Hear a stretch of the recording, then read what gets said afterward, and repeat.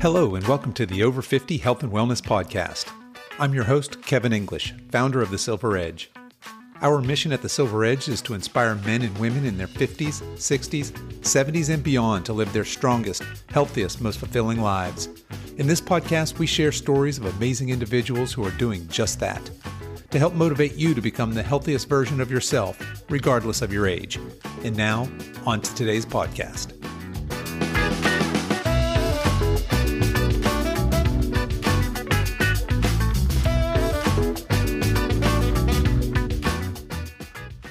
Hello, my guest this week is John Wooley. John is the mastermind and meme lord behind the Instagram account Make WODs Great Again and is the host of the Make Pods Great Again podcast.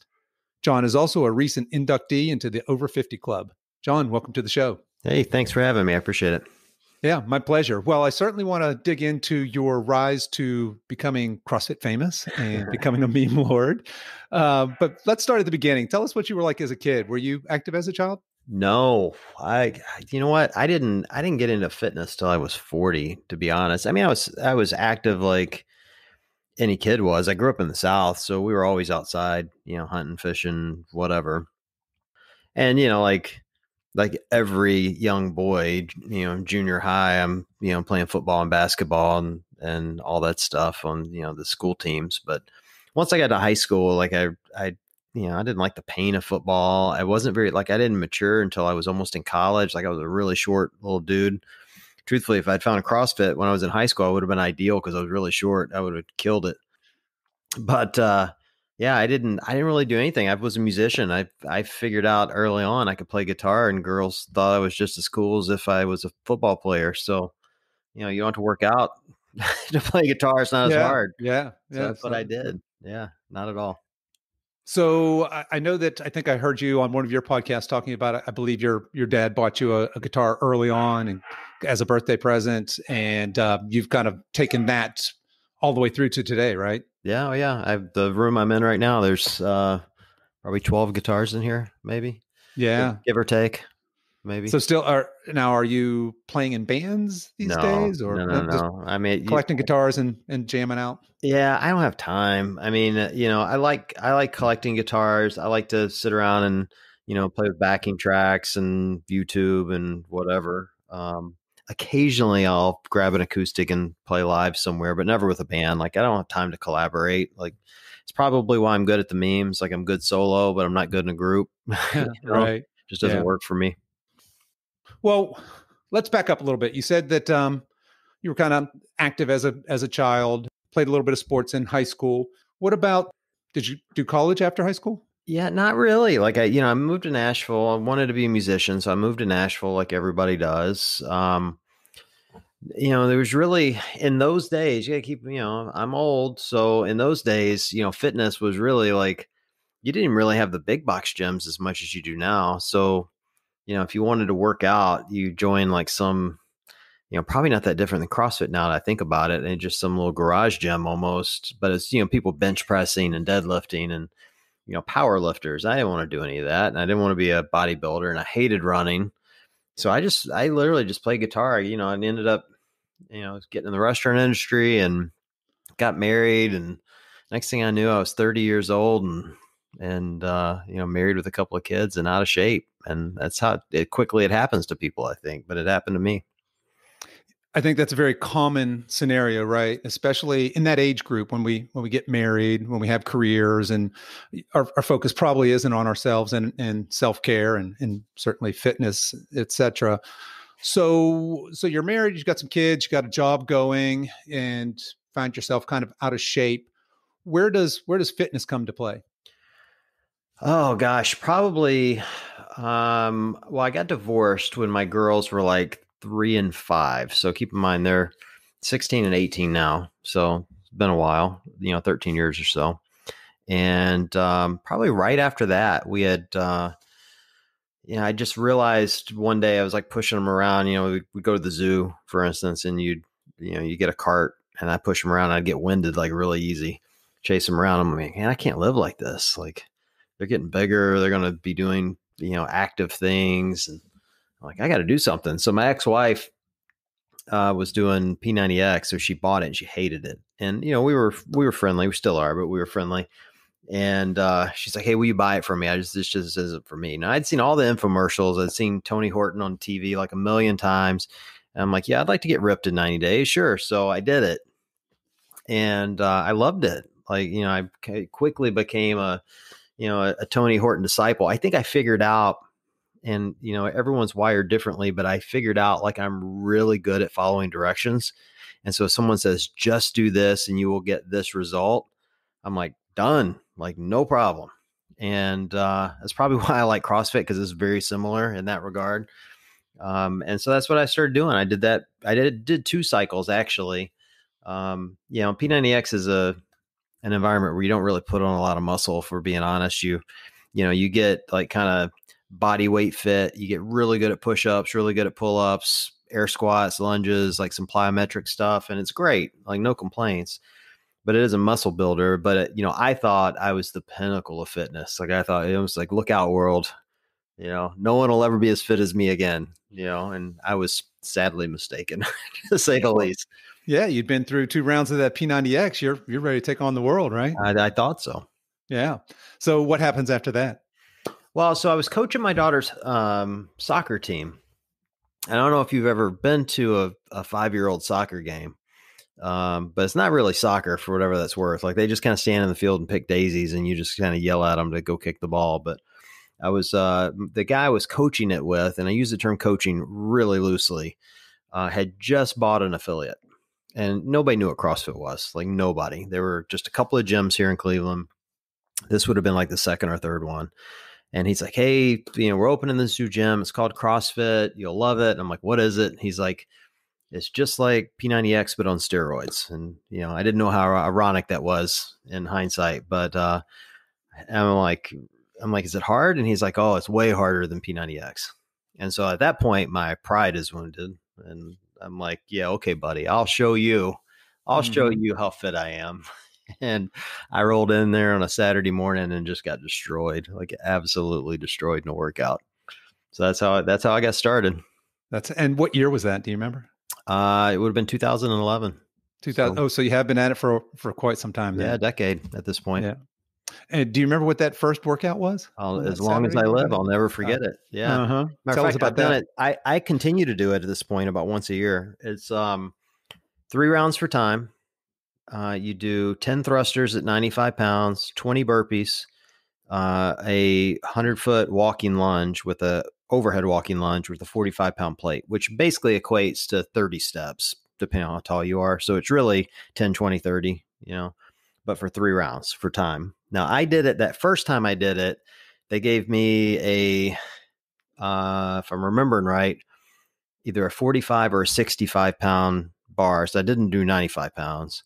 And I used a 15-pound plate, and it took me 33 and a half minutes, an embarrassing 33 and a half minutes. Like the first 10 minutes in, like I walked over to the door and I'm holding the door frame, and the coach like yells at me from across the gym. She's like, "Don't go home." And I'm like, "I'm not going home. I'm trying to not die," because I thought like, I'd been doing P90X. So I'm like, I didn't know these movements. I didn't know what thrusters would do to you. I didn't know what burpees were. So I'm like, "What's a burpee?" She's like, "It's like a push-up." Well, P90X, I was doing like 300 push-ups a day, like push-ups, no problem, right? Yeah. I didn't know anything about breaks or how many I should be doing. So I'm like, I'm going to show her. And I come out and like, I do the first 20 burpees, like as hard as I can go. I bet I got my heart rate to 180 beats per minute. Like it was coming out full ham, right? Oh my God. It was so bad. It's a miracle I didn't puke. A total miracle. It was probably just because it took me so long. Yeah. Oh, it was so bad. So bad. Well, people listening to that and they're thinking, well, that sounds absolutely miserable. What was it about that first session then that hooked you, or were you hooked then? Oh yeah. I'm stubborn as hell. I just don't believe anything can beat me. I'm just like one of those personality types. Like if you show me something, you tell me something's too hard, I'm going to do it until I master it. And that's truthfully why I continue to go back this day, because it's impossible to master. Like there's no way to perfect it. There's always something to work on, and so really I think it's the balance of the training and and the, kind of constant variation. And for me, the big one was you get to test this again. So I'm like, all right, it took me 33 minutes. I'm going to test it again in 6 months and see how long it takes me. And then I'll test it again 6 months after that. And I'll keep testing it to see how, good I can get at it, And so that workout that took me 33 minutes back, in 2011, I can do that now in under 12 at the RX weight, at the 95 pounds and the 45-pound overhead walking lunge, and not even come close to feeling like I'm going to puke. Now it'll still really hurt. Don't get me wrong. Like, it's still terrible. But that's the difference. It's like it always gives you something to look at and work on. And even when you don't beat your times, you can look and try to determine why that is. So there's always something. It's like, so for me, as someone who like problem solves for a living, like it's something that I can look at it and analyze it and do the math. And it's just a challenge, so it's fun. So there certainly the challenge and the retest are a big part of it. What about the community? Do you find the community is an important aspect for you and staying with it for as long as you have? Yeah, it's been a big part of it. You certainly develop tons of friendships. I mean, I've developed lifelong friendships out of it. I've changed gyms a couple of times. Still some of my best friends are the ones from the original gym that don't work out with me now. Like, I rarely ever see them, but we talk. So that part's really cool. I've said for a long time, the community is a lot of things, but I think it's so tight because it's a lot like being in the military. Like, I don't want to overstate it and make it sound like we're, fighting wars, but there is some sort of bond and shared suffering that makes sense, and I think you see that amongst the military. They get deployed together, they go through all these horrible events, and they never lose that. And I think CrossFit's kind of the same way. Like, you have this shared experience. It's really horrible. And the shared experience of and joy of doing something you didn't think you would ever do, and living that through others. Like, I remember getting my first muscle up. And now when I see people get their first muscle up, I'm really excited for them. It's because I know how hard it is, and so I think it's that kind of common bond that brings us all together. And it certainly, it just keeps me wanting to go back. I agree wholeheartedly. I think the community aspect is a huge part of what keeps a lot of folks coming back. There's the accountability. There's you're exactly right. I can remember early on, I've only been in CrossFit for a couple of years, and I can remember being dead last in something and everybody gathering around and cheering me on to towards the end of that. I've got one of my younger brothers is not in CrossFit, and he said, I don't know, that it sounds like a cult to me. And I'm like, well, you're probably not far off to your description of it being kind of military. Like, right. It is a bit like a cult, but it's only weird if you're on the outside. Once you're on the inside and you've had the Kool-Aid, it's fabulous. You should try it. Oh, come on. It's completely like a cult. We all drink the same Kool-Aid. we all wear Nikes or Reebok. And it's totally a cult. There's no shame in that. Nope, none whatsoever. So speaking of it being a cult in the community, let's talk a little bit about let's start with the meme page first. So for folks that don't know, aren't in the CrossFit community, you run a meme page called Make WODs Great Again. First of all, talk a little bit about the name of that and tell folks where you came up with that. Yeah, well, I mean, it's pretty obvious. It's funny though, like when it just started as a lark. I created this when Trump won the election.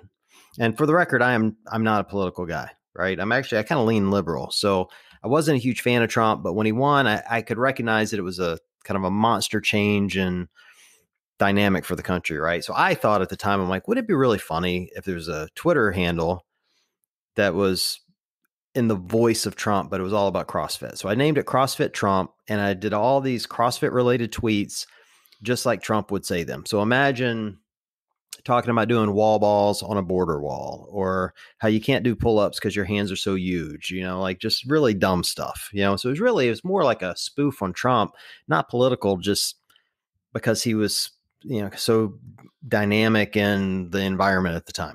So I'd created this.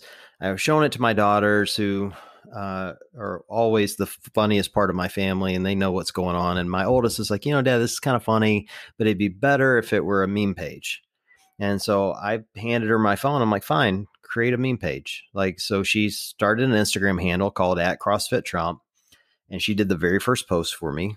And she told me what I should and shouldn't do. I did not listen to any of her rules, I might add. I ignored them all because I did feel like I knew the community better than her. And so then I started doing a few. And I didn't do a lot at the beginning. I did just a few here and there. And then regionals came around and they ran a contest. You do a hashtag the update show, and they might show your memes or your post on during the show, you know? And so I did a couple, and me and my oldest daughter are sitting on the couch and we're watching the update show, and we're literally both doing other things. She was on her phone and I forget what I was doing, but I heard them say, all right, now we're going to show the winners of our contest. And the first one is by CrossFit Trump.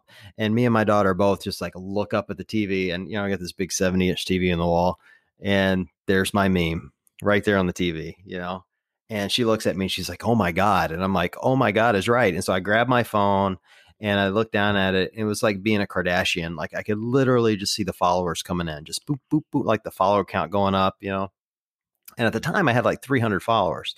Well, I think I finished that day. I went from 300 to, I want to say like 700 in a day, which at the time seemed like, like a ridiculous thing to happen. Like I just couldn't believe it. Now, but keep in mind, both my daughters have about 700 followers. So now they're pissed because their old lame dad has as many followers as them. So now I'm like kind of out to prove to them that I can get a lot more followers than them. So I start doing some more memes. My oldest daughter's like, well, you got to tag the athletes. You have to tag them. They'll see it and they'll comment and other people will follow. So I did a meme on Rich Froning and he commented. That's when I learned like, you can really get people. Mm-hmm. And it was a very funny meme, I might add. But was that a very funny comment? Yeah, I talked to him about this yesterday. So he was on the podcast yesterday, and I asked him, or I said to him, I'm like, you created this mess, right? And he's like, well, I remember your meme. Like he totally remembered 2 years later. I did this meme. It was a Rich Froning starter pack, and it was it was 4 pictures: lifting shoes, wrist wraps, Nair, because he has the wax chest, and Rogaine because he's got the bald spot. Right. And he came in and commented, and all it said is, I don't wear wrist wraps.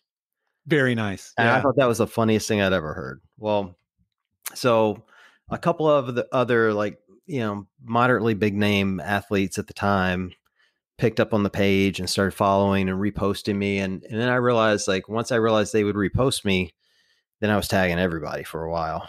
And I was starting to pick up, like, I don't know, 300-400 people a day. I went from 1,000 to 10,000 in 3 months. And that's when I knew like I was onto something. And so I changed the name. So back to your question. Yep. So I didn't want to stick with CrossFit Trump. I felt like I'd get sued if I kept the name CrossFit. I didn't want to keep Trump because I'm not political. And I certainly didn't want to bring all the Trump fans in. Not that I have anything against them. I don't have anything against the right or the left. I just didn't want to alienate anybody. So I'm like, I got to change it. But I wanted to keep the spirit of the page. I'd already created this logo that was an orange kettlebell with Trump hair, the orange clearly making fun of him. And so I mentioned on the page, I'm like, hey, I'm thinking of some names. People send me ideas. And somebody sent me one that said, make WODs great again. And I'm like, man, that's brilliant. Totally brilliant. And so that's what I went with, thinking truthfully that would be the end of it. I'm like, all right, I'll change the name. I'll be done at 10,000 followers and that'll be it. And man, it just kept going. I went from 10,000 to 100,000 in about 10 months.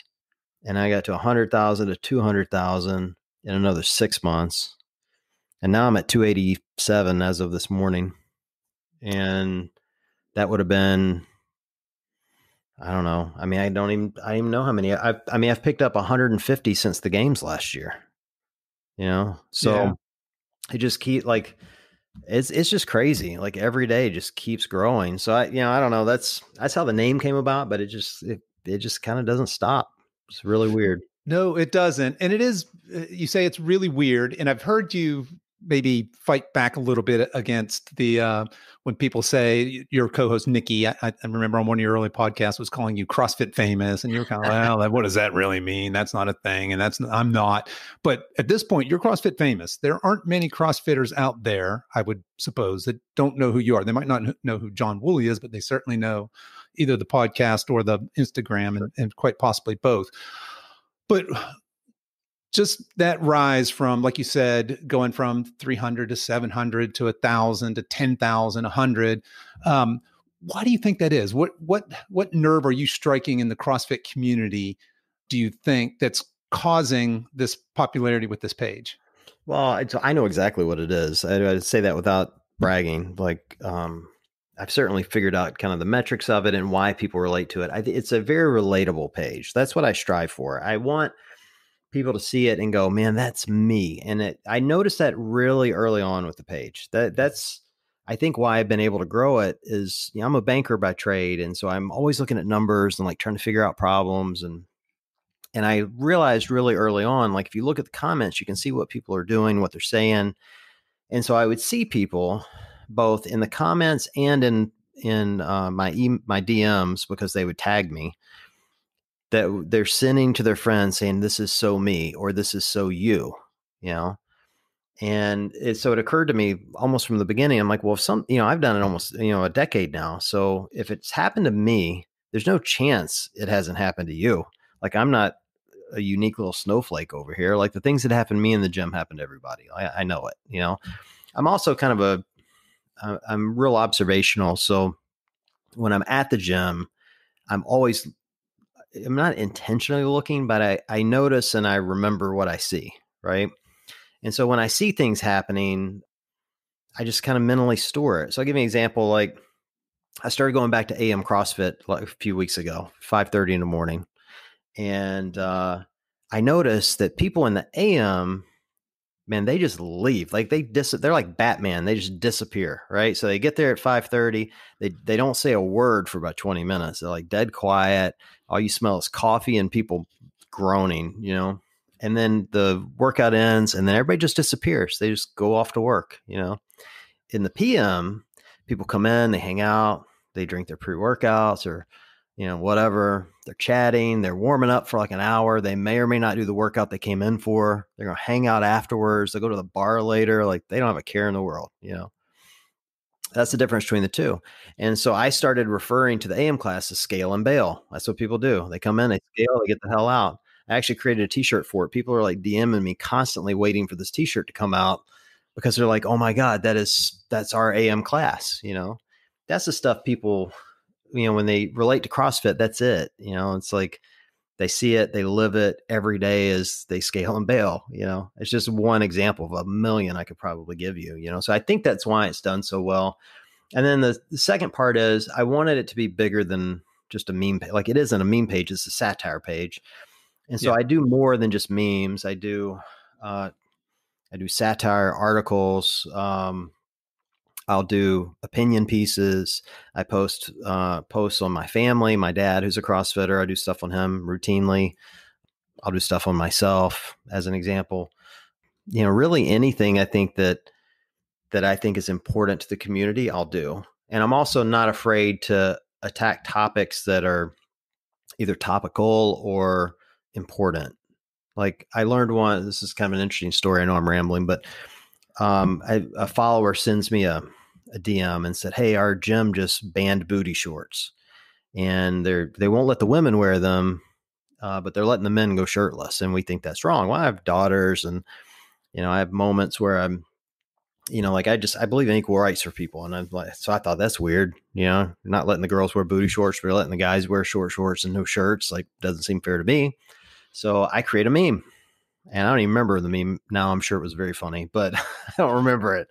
And within minutes, like, it blows up, right? As I knew it would, because it's, it's like a woman's right post. So half of my audience is going to go apeshit over it. And even the men will get engaged because it's topical, right? So I start looking at the people commenting, and my page is private. So I have to let everybody in that's wanting to follow. And I start seeing in all the names followed by Graham Holberg, who's a games champion. and he lives in Ohio. He's in Columbus, which is 2 hours from me. And I saw a bunch, like probably 50. And I'm like, that's weird. And I'm not a dumb guy. So I'm like, what are the odds that the gym I just roasted over this booty shorts is his gym? And so I go and look, and sure as the world, I'm like, oh my God, like I just called out a games champion. Like Yeah. I wouldn't have done that. Like it was just, so I learned early on that, you can't really be afraid to take on topics that are important to people. And I think that's why it resonates with them. Like they know this isn't just the place you're coming for jokes. Now you get a lot of jokes and a lot of memes and a lot of foolishness. But you get more than that. I view it like a community page. It's like our own little community of CrossFit, and do a lot of crazy stuff. I think you had written on your page, on your website, said, Make WODs Great Again was designed to bring some laughter and joy to the shared suffering we all endure in fitness. MWGA is committed to satire, foolishness, trolling, and occasionally emotional support to the fitness minded. And I think that's a pretty succinct description of what you've got on your page and what it's become. I think also that I know one of the reasons it resonates kind of with me is from the outside looking at CrossFit before I started, it seemed like CrossFitters took themselves very, very seriously. You've probably heard some version of the joke. There's 1,000 people in the room. One of them's a CrossFitter and one of them's a vegan. How do you tell which two they are? And the punchline is something like, "Oh, don't worry, you'll know because they're going to tell you." Right. And I think that the way you've come about it with love, but with satire and humor, has kind of helped to relieve some of that, that self-seriousness that maybe CrossFitters have been accused of, perhaps in the past. So clearly, you've struck a nerve. This has really taken off. You're, like you said, you're very topical, very humorous, satirical. I've noticed also that you've got you're doing, what is it, a year of gratitude? So each day you're actually doing, I think it's daily, right? That you're doing something that you're grateful about. Yep. Yeah. Every day. I've been doing that since January 1st. I was looking at the beginning of the year. Again, it's like along that theme. Like I don't want it just to be a meme page, and I want it to be about me. Like somebody said to me the other day, actually I remember who it was. I'm not going to say, but this guy says to me, your page isn't like the Buttery Bros. It's not about you. Your page is a meme page. And I went off on him. I'm like, are you kidding me? Like my page is solely about me. Like if you really are a follower and you really look at the memes, like in the comments of every post, I almost always reference myself in some capacity. Even if it doesn't say it, this is about me. Like it's always about me. And those gratitude posts are about me. Like I wanted the page to be my page. Like, and I think part of living a good life and enjoying your life is finding things to be grateful for. Like, there's a lot of stuff that's messed up in the world. You can sit around and whine about it and moan and be unhappy. And I have those moments like everybody else. But I also figured that I'm like, look, if I could just pick one thing every day to be grateful for, maybe it'll make my day a little brighter. And if I can do that, can others pick up on it and get value from it? And really, like from the very beginning, I started doing it. People started messaging me, "Thank you so much for doing these. Like, I really need these every day." I'm shocked at the number of people that come just to see the gratitude posts. Like, I'd be lying if I said I put a ton of thought into them. I don't. Like, whatever my day ends up like, I look for a quote that kind of centers around that. Like today, my day was very hectic, so I'll probably work one up tonight, some quote around how to manage a hectic life, and I'll share that tomorrow. And hopefully someone that's going to have a hectic day will pick up on it and it'll help them. And my thought is, if it helps one person, I've done my job. Like I'm not chasing followers. That's not like, I'm kind of weird that way. Like if I don't gain another follower, I'm fine. If I lose them all, I'm fine. Like I got a good job, good life, good kids. I'm no different today than I was 3 years ago.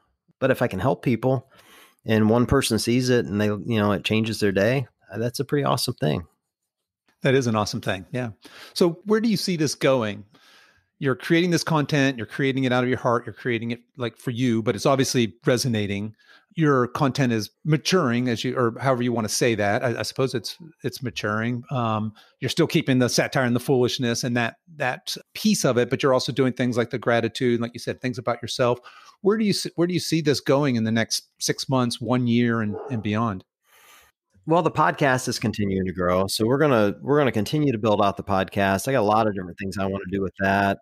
I've got some ideas around. I want to start adding some video posts both into the main page and to the podcast and to the YouTube page. So those will be a couple of things you'll likely see. Outside of that, I would just want to kind of be a part of the community and make an impact on people. Like I said, I've got a real job, quote unquote, real job. So I'm in no hurry to quit that to do this full time. And I'm certainly not making enough money at this to do it full time. So there's no danger in that right away. But, if I could find a way to do this all the time, I'd love to. So, maybe someday, my daughters are going off to college. One starts college this year, one starts 2 years from now. So I don't know. Like I said, I'm not really in a hurry to figure it out. I've got a good life. I'm just going to continue to try to make an impact and help people. And that's the beautiful part of the page. Like, last year, I think I raised or helped raise 15 grand for veterans with PTSD, raised 2,500 for breast cancer charities, did Lord knows how many posts for the LGBT community and cops and like, VetWOD, and you can just like, the adaptive community, like you can just kind of name all the groups. And I'm not saying that to brag. I'm saying it because it's a gift that I've been provided to be able to help those groups. It isn't about me. It's like, so now I've got a platform to reach a few 100,000 people that would be interested in those groups. Like that has nothing to do with me. That's great. Like that's an opportunity. And so if I just get to do that for the next few years, that would be fantastic. So we'll see. So yeah, let's switch over to you mentioned your podcast. We've been talking a lot about your meme page and the growth of that. I follow you on I think one of your very first subscribers on the podcast as well. And that also has matured and become something, I think you call it a fast growing content platform on your website. And again, it's that same theme, right? It's not just, I think early on it was just you and then it was you and Nikki. But now, I mean, you're legit. You've gotten, I mean, you just mentioned that you were just talking to Rich Froning and you've had a lot of the who's who in the CrossFit community on your show. So talk to us a little bit about the growth of your podcast and maybe a little bit where that's going. Yeah, the podcast has been a really unique experience for me. So I got tricked into starting the podcast by my coaches. So, it's no secret. I train with Saxon and Spencer Panchek, and, they're young. They're in their early 20s and great dudes. Very fit for those that don't know. Very fit young men. Quite. Yeah. Well, they're kind of fit. Yeah. But yeah, we were, as the page started to grow, I'd mentioned I wanted to start a podcast, and I had just had an experience talking to Greg Glassman, right around that same time. And one of them was like, oh, you should call Greg and see if he'll come on your podcast, as only a, 20 something could think you could possibly do. And I'm, and so then to show off, I'm like, okay, I will. Well, I've sent him a message, and like the next day I get a message back from him saying, can you be here Wednesday? Fly out to California. So, that's how I started the podcast. Like very first episode was Greg Glassman, flew out to California, went to CrossFit headquarters, spent a week out there talking to him, or, 4 days. So it was just kind of crazy. And, I kind of tiptoed into it. Like, I had a lot of athletes that were following me, and, I did like some softball interviews with people, and I couldn't really decide what I wanted it to be. Like, I'm a funny guy, but I don't want to do comedy. Like I have no desire to write comedic scripts or to bring people on the air and ask them dumb questions. And I tried that a little on some of the episodes, and I wasn't loving it. Like it just wasn't great. And I wanted to do more. Like I wanted the podcast to have an impact bigger than memes. Well, I had met Nikki Brazier, my co-host, who is a sideline reporter for the CrossFit Games. I had known she had followed me for a while. I had met her at an event, and we had talked, and I'd asked her then like kind of what her plans were. And she'd mentioned she wanted to do a podcast. And so I shot her a message and like, hey, would you consider coming on and doing a couple of shows with me? Just see how it goes, and she said she would. Well, the very first one we did together, like, I don't know if if you have any relationships like this, anybody where there's just like a chemistry, I don't know if it's comedic or just a personality where you guys just click, but that's what it was like for us. Like the first time we were on the air, like she gets my jokes really fast and she can play off of them and she'll ask a question and it was perfect, you know? So we did a few episodes together and I had wanted a co-host like that I could trust, but I really wanted a female co-host, like really bad. Mostly because I like my comedy tends to draw men in, like the stuff I do. And it had taken me a while to build any kind of female audience on the meme page. And I wanted a female voice. There are very few, if any, strong female voices in CrossFit. There's a lot of strong CrossFit athletes, but very few that are in the media side. There was Brooke Entz, who is a CrossFitter, but isn't. And there was Joy and Claire, who had a podcast, and, maybe one or two others. But besides that, there just wasn't a ton. There was just all men.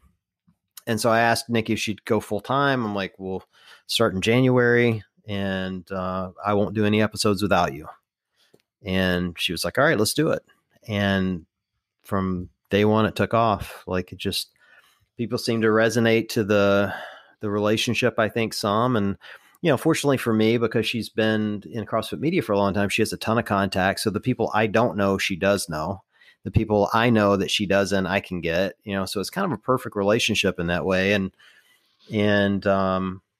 she's easygoing and funny and, it's kind of perfect. So once she joined, it was like kind of off to the races and, the pandemic hit and that was really kind of our big swing. Like the second the pandemic hit, I messaged her. I'm like, hey, listen, everybody's at home. Everybody. Like we have a captive audience for however long this lasts. We need to suck up our personal life and get as many people on as we can. And we both started working our lists and we booked athlete after athlete after athlete after athlete. Like we just went back to back to back to back to back with just like a list of who's who in CrossFit. And I'm not saying that to brag. It was just like, they weren't doing anything either. That was kind of the point. Like they're all stuck at home. So they didn't have anything to do. And we tripled our following in like 2 months. It was crazy. And now it's, we've kind of pulled back on that a little, but we're still like, now we're, choosing like what stories do we want to tell and who do we want to bring on and get, making some of it fun for us as well as, giving the audience what they want. So. That's a great story. I mean, you guys really have taken that meme page and turned it into what it is today, and similar story there with the podcast. And that's fantastic that your very first episode was Glassman saying, yeah, can you be here Wednesday? Yeah, that was weird. To be honest, like I didn't know the podcast was doing well at all. Like, I don't know what yours is like, but I wasn't getting any feedback. People weren't sending me DMs. They weren't talking to me about it. I would just throw the episodes out and I wasn't even getting statistics. Like our show is hosted by a terrestrial radio company that I happen to know the CFO. And so at the time, we weren't even getting statistics. So I didn't know how many people were listening. Well, I went to the CrossFit Games in August and I bet I had, 50, 60 people that would come up to me and go, hey, I love the podcast. Keep doing it. Now, 50 to 60 doesn't seem like a lot, but like over the course of a week, that's a lot of people. Like, and so I know that's a minority of the people really listening. So I called my guy at the radio station. And I'm like, dude, I gotta get some statistics. I think people are listening to this because people are talking to me about it, And then once I got the stats, I'm like, oh crap, people are really listening now. And then when Nikki joined, they really started listening. So yeah, it's a weird thing. Now I am getting feedback. What's weird about the podcast though is the people that listen feel like they really know you, and they say weird things to you and send you weird messages. It's fun. I love it. Don't get me wrong. It's just like they act like they're a family member that's known you their whole life, So and I can see that you're very genuine. You share a lot about yourself. Both you and Nikki do, and you come across as being completely relatable. So I can clearly picture, a fan walking up that's listened to all or most of your shows, feeling like they certainly know something about you. And oh, dude, some dude messaged me the other day and just ripped me a new one. Like, didn't even say hi. Just like, let me tell you why you're wrong, jerk. And just blew me up. And so finally, when he after I read the paragraph, I'm like, all right, let's start again. Hi, I'm John. Nice to meet you. We've never spoken before. Mm-hmm. And then he apologized. He's like, "You're right. I'm sorry. I listened to all your shows. I felt like I knew you, you know." Yeah. I'm Yeah. like, come on, man, slow down. Like, we've never even said hi. Yeah, it's just Hmm. weird. But Well, speaking of your website, so you've got blogs up there and folks can check that out. Certainly you can expect some satire and some humor there, but you've got a great line of merch out now too. Why don't you, and you're wearing a great one there. We're audio only here, so folks can't see, but you are wearing the Air Bike Fan Club. And I believe I can't read the small print, but I think it says something like the only fan. yeah, so this is funny. So there's a story behind this. So my merch guy sends me this idea. It wasn't my idea. Parts of it are. He's like, "Hey, I want to do this Assault Bike Fan Club shirt." I'm like, "Well, you can't say Assault Bike. I know the owner, and I'm not going to steal her brand. She'll get mad at me." I'm like, "I need you to do two things." I'm like, "Make me one." And at the bottom, I want it to say "one fan since 1978," because that was the year the air bike was invented. Okay. And the pun being that the air bike has one fan on it, right? And so I'm like, "But we're not going to make them. I'm going to send it to the assault bike owner and ask her if I can make it. I'm going to ask permission." So I send it to her, and she's like, "Oh my God, I love it." I'm like, "Is it infringe on your property at all?" She's like, "No, it's perfect. Make them." So we start selling these shirts. Like the next day she messages me. She's like, "Hey, I want to buy one for me and everyone that works for me." You can't Nice. even make this up, you know? I'm like, "Seriously, you're going to buy one for all the assault bike employees?" She's like, "Yep." And it's a small company. So she bought like 25 shirts, you know? But yeah, it sold great. That's the first one. It was limited. So I don't know if we're going to do it again anytime soon. I've got two more coming out. I've got one that says scale and bail. And because I believe that like I scale a lot, but I think there are days that I RX. So I made a second one that says RX and flex. And they don't look like what I didn't want to start doing was like slogan shirts. That's not my thing, but they need to like be part of the brand. So they look kind of like I would describe both of those shirts as like something you'd see at a rock concert, right? Like kind of rock style. That's what I wanted. Like something that looks cool, but also has a little bit of humor in it.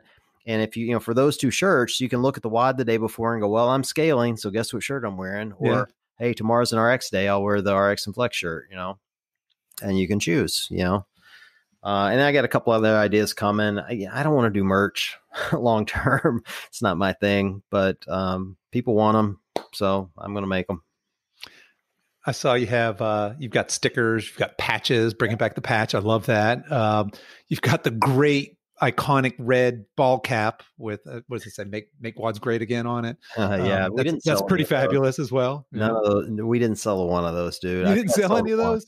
No, people Holy hate it. moly. As a matter of fact, I catch grief for the name of the page as it is. Like Right. that's half of the audience loves it. The other half, thinks it's a racist slogan. So, and I understand that. I understand the anxiety, if for lack of a better term, Sure. around the current presidency for some people. I tell them the same thing. Like he doesn't own the slogan. As a matter of fact, I truthfully own the slogan. I trademarked it. Like I really own it. So it's not his. It's a play on his. But my thought is, it's like if I can do something positive with a term that is viewed negative by a lot of people, that's a good thing. Yep. Particularly if I'm using it to raise money for people and giving it away to charity, and a lot of the charities that truthfully he doesn't like at all. So, I think those are good things. Yeah, I agree. Those are good things. Well, let's shift gears a little bit and talk about, let's move back to your fitness. So I think I saw in one of your posts, you mentioned that, hey, you just turned 50, so happy belated birthday. Thanks. But in that post, I think you had a before and after. It was maybe when you were 40 and again here at 50, yep. And you're pretty fit. You didn't look so fit in the before picture, right. But you're a really fit 50-year-old. Yeah. So talk to us a little bit about, obviously you do CrossFit. How many days a week are you doing CrossFit? Depends on the week. I do something fitness related 6 days a week. I take one full rest day a week, guaranteed. But I do something fitness related. So on that 6th day, it's something light. And I count fitness like mowing the yard counts as fitness if you're using a push mower, right? Mm-hmm. 5 days a week. I have a C2 bike. I have a full gym here in my house. I have a C2 bike upstairs. I'll ride the C2 bike every day, and then I'll do a second something.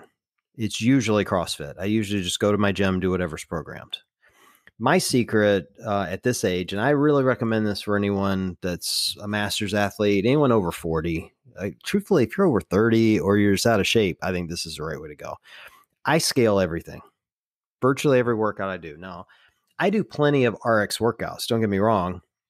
The problem that most people have is they'll come in on a Monday and the first workout of the week, they RX it. And then they destroy themselves for the rest of the week. And then they are useless. Tuesday, Wednesday, Thursday. They might be recovered after their rest day coming into Friday, but they're still only at about 60 or 70% of where they would have been. Whereas if they had just pulled back on day one, they would have had more productive, better workouts the other days. They wouldn't have risked injury and would be fitter over the long haul. Like I learned this on a Joe Rogan podcast. I was watching the guy who was talking about doing pull-ups, and he's like, if you and I were doing pull-ups and both trying to get fit, and our max number of pull-ups is 10. That's it. It's all you can do is 10, right? And on Monday, you come in and do 10. I come in and do 5. So I'm at 50% capacity. You went to 100%. On day 2, you're wasted because you used all your energy yesterday. Now I'm going to come in on day 2 and do 6 or 7. Let's say I do 7, right? You're going to come in on day 2 and you're going to be lucky to do 5. On day 3, I'm going to come in and I'm going to do 8. On day 3, you're going to come in and you're going to be lucky to do 5. Now, at this point, I've done more pull-ups than you. Now, calculate that out over 5 days. Now, calculate that out over 30 days. Calculate that over 365 days. And where will we both be? Now, I'm a banker. I quickly did the math. I'm like, oh my God, he's so right. And from that day on, I started scaling workouts. And because I do math well, I would come in and I would determine, well, do I need to scale the weight or the reps or the time? I quit comparing myself to the whiteboard and other people, and I only tracked my own times. And lo and behold, I haven't been injured in 2 years because I don't push myself past that capacity. And don't get me wrong, I go to the red line often. I just don't do it more than once every couple of weeks. And I'm faster, stronger, fitter than I've ever been. Like I've had workouts just even in the last week. I had one this week, actually. I go to that AM workout and there's young kids in there. There's this one young man. He's in his early 20s or maybe late 20s. He's the fittest guy in the AM class and he's really fit, and I crushed him on the assault bike, just crushed him. And the look on his face was priceless when you're 25 years older than somebody and you realize you just beat them, It's awesome. I told somebody, I'm like, you think sex is great. Wait till you beat an athlete 25 years younger than you. Yeah, that's right. It's amazing. And I attribute that to kind of this long haul training that I do. Like I just don't, I work out hard and I work out plenty, but what I don't do is work myself to exhaustion and put myself in a position where I could potentially compromise future training events. And I did that for a lot of years. Truthfully, if I'd had this mentality when I started CrossFit, I'd be way better off today even than I am. So that's my big advice to people. And, I try to keep a pretty good diet these days, so that helps too. So speaking of diet, what does your diet look like? Well, tonight it was Chipotle and bourbon, which is a great diet. A lot of Chipotle. Chipotle's great, for the record. I try to keep my meals relatively easy. So I don't do a lot of processed foods. I do lean meats, salads, do a lot of green vegetables. I eat foods I like. I don't limit myself to things like I have pizza from time to time. I have Chipotle pretty often. I'm not scared of carbs. Rice is fine. Sweet potatoes are fine.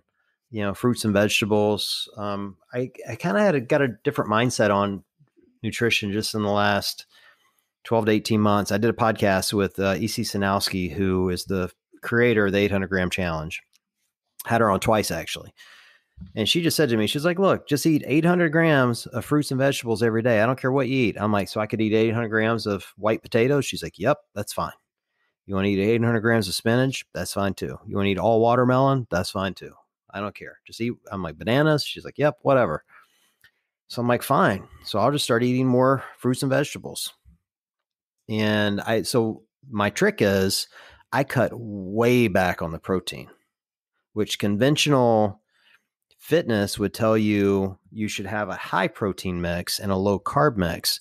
I pushed my carbs up to probably, I don't know, I want to say 40 to 50% of what I eat. And when I say carbs, that's all fruits and vegetables, it's in rice. It's not potato chips and French fries and that sort of thing.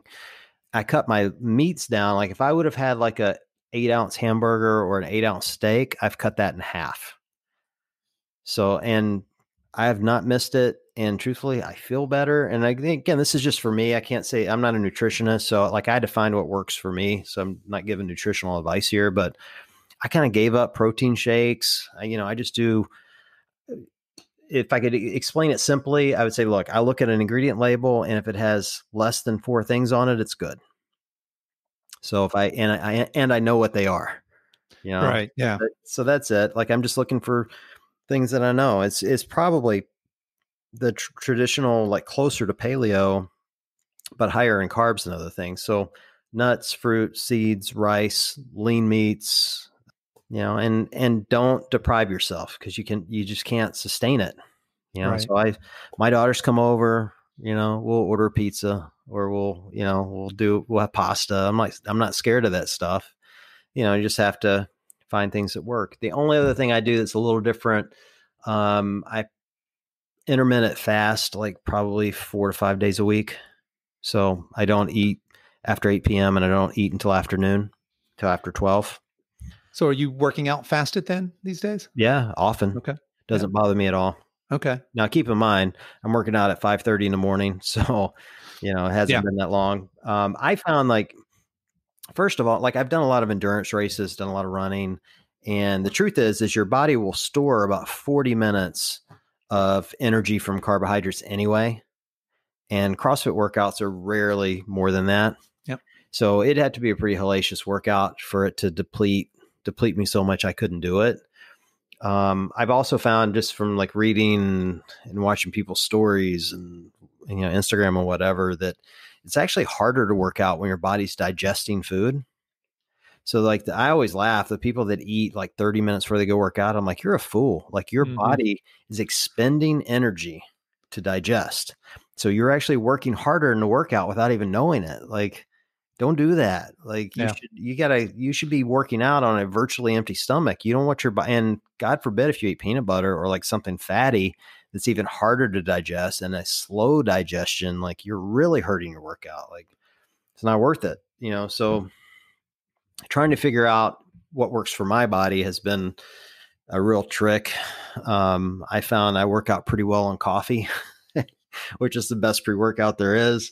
Yes, it is. And, rice and chicken's my friend, and green vegetables, and I don't worry about the rest. Yeah. And I love that you say that's what works for you. And it sounds like that's a journey, not a destination, nutrition, right?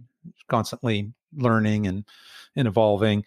So as you mentioned, you're 50, you're in the best shape of your life. You're working out pretty intensely 5 days a week and getting, sounds like an active recovery or a lighter workout on that 6th day. What are your thoughts on recovery? What do you do? Do you do specific things to recover between sessions? Do you have any thoughts on the importance of sleep, things of that nature? Well, I have 2 thoughts. I don't do a lot of mobility. I get made fun of for that. I'm actually doing a mobility session this Sunday on my Instagram page, and it's going to be a hoot because I never do them. But I'm a huge fan of salt baths. I love a basic B salt bath. Like, go get some bath salts, glass of wine, put on some soft music, soak it out, man. Like, and I know people are going to laugh and think I'm joking, but I'm serious. Like, a good salt bath is a great form of recovery. It's also super relaxing. If there's anything that I try to do that's most important, it's get sleep. Like, somebody told me once, I forget where I read it, but they're like, man, if you're not getting sleep to go work out, you're basically stepping over $100 bills to pick up ones. Yeah. Like, it's just dumb. Like, you sleep is the most important thing. Truthfully, it's like, if you think of like fitness, sleep is number 1, water is number 2, and working out is number 3. Like, if you have those orders reversed, you're not going to get fit as quick and as efficiently. Your body's not going to recover. And at this age, I mean, the truth is, it's like, that's why it's hard to beat these 20-year-olds at any workout. Like, you can beat them once, but then they're recovered 2 hours later, Yeah. and I'm not recovered till 2 days later. Yeah. Like, and that's just a fact. Mhm. Like, that's the kind of the punchline of that guy I beat the other day. The very next workout, he smashed me. And I'm sitting there going, "Why am I so sluggish?" And I'm like, "Oh, it's because I'm 50. Yeah. I'm just not recovered Maybe. yet. Right. It hasn't been 48 hours. It's been 24 hours." And so, yeah, so sleep is really, really, really important. I get to bed at a decent hour. I don't stay up all night, and I do get up early, but it doesn't have to be a ton. 7 hours is plenty. All right. Well, as we're wrapping up here, I've got one last topic. Speaking of being CrossFit famous and getting older, you have a dad that's CrossFit famous now. Oh, Roy, right? So, well, those in the CrossFit world or those that follow you will know exactly what I'm talking about. But certainly a lot of folks won't. Why don't you tell us a little bit about your dad and his CrossFit journey? Yeah, he's ridiculous. He is so ridiculous. So my mom got sick back, I guess at this point it would have been a year ago, or she got some bad health news. I shouldn't say she got sick. She just got some bad health news. And so she wanted to lose some weight and get in shape. And I had been talking to my parents about CrossFit for a long time. They knew I'd been doing it.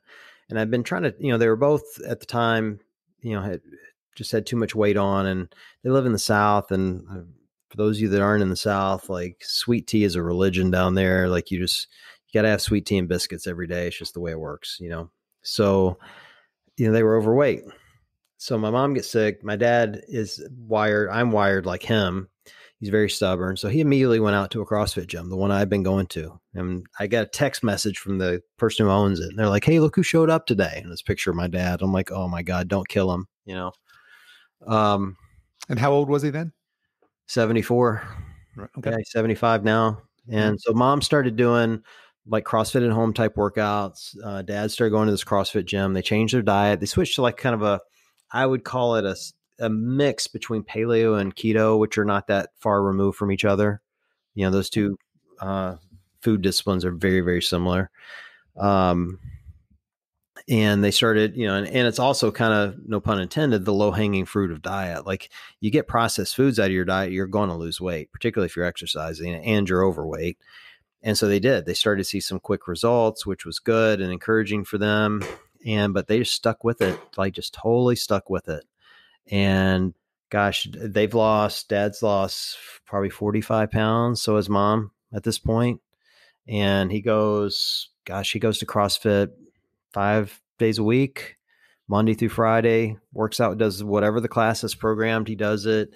He thinks he's 18 years old. He wants to climb ropes and whatever. He's crazy. But he works at it. He works hard, and he loves it. I think he loves the community. He loves, like, kind of all the, camaraderie, but he also loves the results he's seeing. And I started sharing his story, and people started messaging him and following him on Facebook, and he just thinks he's the thing, man. That's right. Now he's CrossFit famous. Yeah. Well, last time we were home at Christmas, he had a couple hundred followers or something. And I said to him, or it wasn't Christmas, just a couple months ago. I said to him, I'm like, "I'll get you to 1,000 before I leave here 4 days from now." And so I shared his Instagram handle, and he had 1,000 within 4 days. Like, everybody's following him, and now he really thinks he's a big deal. He's got 1,000 followers, so he's very excited. Yeah, and you had him on your podcast too, so that was great, and you got to hear him, and you can just tell from his voice how excited he is about that journey. And if I'm not mistaken, I think towards the end of that interview, he even said, I don't have a muscle up yet, but I'm working on it. He's trying to get a pull up right now. That's his thing. Like, when we were there, I must have saw him try to get a pull up 4 or 5 times. Like, he's a big dude. Like, he's my height, but he outweighs me by, 30, 40 pounds easily. Actually, probably 50 pounds. And he just hasn't been able to do a pull up. And that's a hard thing. Like, for anyone, like, pull ups are hard. And and he's real close, man. He's real close. And that's awesome. Yeah. It's hard to build that kind of back strength too. It's not a muscle that you work a ton. It's what an inspirational story of it's never too late to start, right? Here's somebody who wasn't at the pinnacle of fitness, certainly, and wanted to get in shape, and in this case chose the CrossFit modality. And here we are, what, a year or two into that journey, and has made some really big improvements, probably not just in his physical health, but also in terms of mental and emotional, just, walking around feeling stronger and confident and more capable. That goes a long ways in life. Well, he's certainly been excited. Like, it's been exciting to see them take photos of him in new jeans and new shirts. And because he's my dad, like, he gets t-shirts from all over the country, just get sent to him. He got one the other day from Yakima CrossFit out in Washington. They just sent him one, and there was another one from like somewhere in Canada, and so he gets like really excited. So it's fun to like see that sort of thing. But for me, it's just more exciting to see him continually progress. Like, you will never convince me ever at this point that you can't continue to build muscle and get fitter as you get older. Like, I mean, I look at myself and go, when I was 40, I was in the worst shape of my life. At 50, I'm in better shape than probably 99% of people in my age group, even in CrossFit, like not even outside of, CrossFit. Or maybe not that much in CrossFit. It's probably more like 95% in CrossFit. But anyway, my point is that, like, as you get older, you can continue to improve if you're willing to, put in the work and you do quality work. Like, that's got to be the key. But so, yeah, he's putting it on, man. He's getting in shape. Yeah, that's great. What a great inspiration. All right. Well, as we're wrapping up here, what's next for you? What's on the horizon here for you guys? Oh, man. Well, we got a lot of great podcasts coming up. My next event is I'm going to the Teen Throwdown in Michigan. That's in just a couple of weeks. So that's kind of the teen version of the CrossFit Games. So when the Teens and Masters got canceled, the teens decided to put on their own event. So I'm going to cover that. Great. I'll probably do video only. I can't imagine I can actually pull off any podcasts while I'm there. Nikki and I have a lot of really great guests coming up. We just had Rich Froning on yesterday, so that'll air in a couple of weeks. We've got Matt Chan coming on tomorrow, who just won the Titan Games. Courtney Roselle, who was one of the finalists in the Titan Games, is coming on Sunday. Haley Adams, who's a games athlete. She's I think she's like 19 or 20, but she was a top 10 finalist last year, is coming on tomorrow. We had 2 podcasts tomorrow. And Neil Maddox, who won the CrossFit Games as a Masters, is coming on Sunday, I think. So that's kind of the short order. We've got, kind of a list of other people that are coming up. But yeah, we're excited. Like, we're continuing to build that out. And so I think that's what we'll see for now, is like build out the podcast, kind of cautiously optimistic that we'll start seeing sanctionals and events happen again. And when they do, then, Nikki and I will go cover them live. But, until then, we're just going to do it remote and keep having fun. Yeah, it'll be great to see you guys out when we get back to some sense of normalcy, covering some of these events in person. Fingers crossed. That's right. Sooner than later. All righty. Well, I guess the last thing before we go, then, let's just say somebody's listening to this podcast. They're not a CrossFitter. They're maybe not in great shape. They're over 50. Maybe they've heard some bad things about CrossFit, get hurt doing that, etc. What advice would you have for somebody who listens to this or is thinking, I don't know, is CrossFit a good choice for me in my 50s? What advice would you say to somebody who's a bit out of shape but looking to get back into shape? Well, I'd say it may or may not be. I don't know. I would say just do something that you enjoy doing. Like, CrossFit isn't for everyone. I believe it's certainly kind of designed and best fit for people that are A-type personalities, which I clearly am. Like, you have to be a little stubborn, a little aggressive, have to have some sort of athletic streak in you, like a little bit competitive. You have to like the community. And you also have to find the right fit. Like, not all gyms are alike. But fitness is fitness. Like, I don't care if you're, bicycling or like roller skating or whatever, like, get out and do something that you enjoy and do it regularly. Like, fitness isn't, all right, I'm going to do this for 90 days. Like, P90X would tell you, do it for 90 days, you're going to get ripped. You can't maintain that. I would encourage people, like, find a community of people that do something and then plan to do it for the long haul and view everything as progress. That's the real key. I think people fail in fitness, particularly older people, because they start something and they don't see immediate progress. They're like, okay, well, this didn't work. everything that you do is progress. Even failure is progress. And that's why I love CrossFit and why I think it is good for a lot of people. If you learn early on that you learn as much from your failure as you do from your successes, it can be really effective. And for me, that's the key. So I would encourage them to try it. And I would tell them, if they want tips, they're welcome to DM me. I answer every single one and I get a lot. So feel free. I can steer you toward, I know gyms all over the country. I'm happy to steer you toward one if you need a referral, but just get out and do something, anything. Yeah, I like that advice. Get out and do something that you love and do it for the long haul. I would think that's really solid advice. All righty. Well, John, you've been very generous with your time. Where would you like people to connect with you? Oh, well, the meme page, Make WODs Great Again, is on Instagram. It's also on Facebook. I don't look at it much on Facebook. So if you message me there, I probably won't see it up very quick. Make Pods Great Again is on all channels, Apple, Spotify, you name the podcast channel, it's on. I'm also on YouTube under the Make WODs Great Again brand. We post the podcast there, video versions of it. We have a Patreon page if anybody wants to join our little paid fan club. There's a Patreon page. There's also Make WODs Great Again, Make Pods Great Again. Yeah. So, and then there's the Twitter handle. So, it's all the same name. You can find us on any of those. Great. And I'll make sure I drop all that in the show notes for folks can find you there. Great. Well, again, belated happy birthday and welcome to the Over 50 Club. I love talking to folks that take fitness seriously. I love the fact that you say you're 50 and in the best shape of your life. Wish you all the best in all of your future endeavors. And thanks so much for being on the show with us today. Great. Thank you.